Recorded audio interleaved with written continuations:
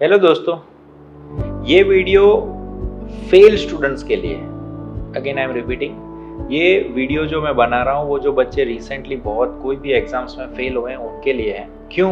मेरे हिसाब से ये 3 पॉइंट है जो एक की रीजन बन जाते हैं फेलियर के लिए। अभी पिछले 1.5-2 साल से एक ट्रेंडिंग मेथड शुरू हुआ है पढ़ाने का, दैट इज से मैराथन। अब एग्जाम के अगले दिन अगर आप मैराथन लेक्चर्स देखते हो 10 घंटे, बराबर, जो कोर्स 100 आवर्स का है वो 10 घंटे में 8 घंटे में कोई फैकल्टी पढ़ा रही है, आप उसे सुन रहे हो और आप ऐसा मान रहे हो कि वो सुनने के बाद आप एग्जाम में लिख पाओगे, तो वो प्रैक्टिकली पॉसिबल नहीं है।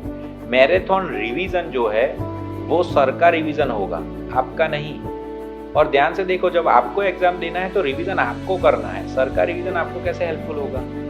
तो मेरा ऐसा मानना है ये एक की रीजन है जो एग्जाम के अगले दिन लोग मैराथन रिवीजन देखते हैं वो। दूसरा point, difference in the material. मान लो आपने क्लास में पढ़ा है तो कोई भी एक XYZ मटेरियल लेके पढ़ा है, इंस्टीट्यूट के मटेरियल में से पढ़ा है, और फिर जब आप ऐसे शॉर्टकट्स देखते हो, मैराथन देखते हो, समरी नोट पढ़ते हो, वो किसी और ने बनाई, तो एग्जाम के अगले दिन अगर आप समरी पढ़ोगे, ओरिजिनल बुक आपकी अलग थी, ओरिजिनल वर्सेस समरी बुक में कोई सिंक नहीं बैठेगा, again you are in trouble. That is also reason for failure. Summary note हमेशा आपकी खुद की बनाई हुई होनी चाहिए, किसी और की समरी आपको उतना हेल्पफुल नहीं करेगी। तीसरा पॉइंट, एग्जाम्स। आज वो देखा गया है कि मेजॉरिटी बच्चे एग्जाम्स भी नहीं दे रहे। सीए में आज से 15 साल पहले एलिजिबिलिटी टेस्ट होती थी, यानी आपको लिख के पेपर पर देना पड़ता था पोस्टल थ्रू, और उसमें अगर आप पास होते थे तो ही आपको एग्जाम में बैठने देते हैं। अब सीए में क्या हो गया, वो एलिजिबिलिटी टेस्ट नहीं है, डायरेक्ट एग्जाम आ जाता है।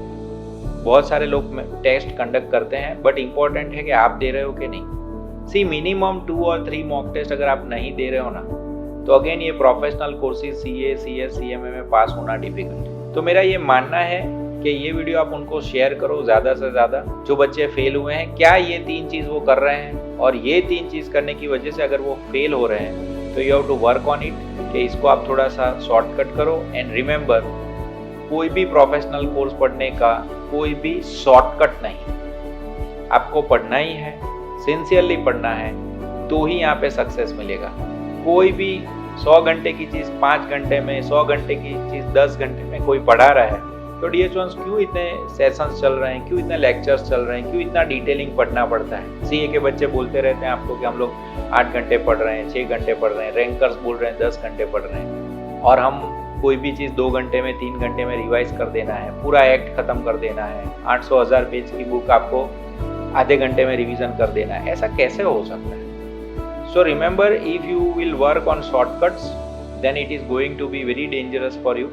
सो यू मेक श्योर कि अगर हम प्रोफेशनल कोर्स लेते हैं तो सिंसियरली पढ़ाई करें, और रेगुलर तरीके से जो पढ़ना है वो पढ़े। कहीं पे भी फंसते हो तो मेंटर जो है आपके, उनको कनेक्ट करें, उनसे गाइडेंस लें, और ऐसे shortcuts, marathon revision, summary notebooks अगर आपकी बनाई हुई है तो ठीक है, किसी और की ये सब चीज़ आपको फंसा देगी। Thank you.